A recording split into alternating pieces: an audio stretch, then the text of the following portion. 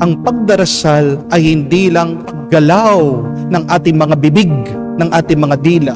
Ang pananalangin ay ang paggalaw ng ating puso palapit sa Diyos.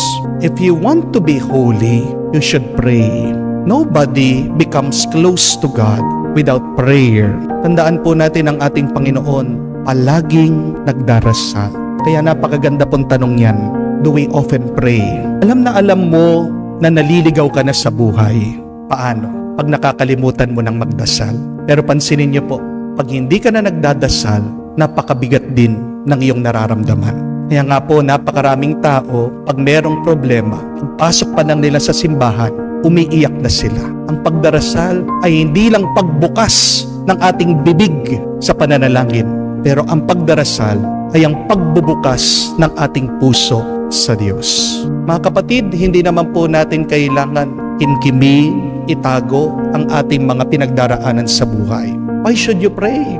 Because prayer can help you to alleviate your pain, your burdens, your problem. Pag nagdarasal ka, iwan mo sa Diyos ang iyong mga bigat na pinagdaraanan. Kung gusto nyo din po mapuno ng lakas at panibagang buhay, you should pray. Pang-apat po at kahuli-ulihan, be good to others. May katotohanan po, di ba? Hindi naman ibig sabihin, mabait ka sa iba, magiging mabait na rin sila sa iyo. Napakarami po sa atin, ganyan yung karanasan, hindi po ba? Napakabuti mo sa iba, pinagbigyan mo sila, pero ikaw pang pagtataksilan nila, ikaw pang sisiraan nila. Pero tandaan niyo po ito, basta't mabuti ka, basta't mabait ka, kahit na sinisiraan ka, kahit na dinadown ka ng iba, may gantimpala ang iyong pagiging mabuti at mabait. Yes, not all of a time, people will be good to us when we are good to them. But no good deed is left unrewarded. Tandaan niyo po.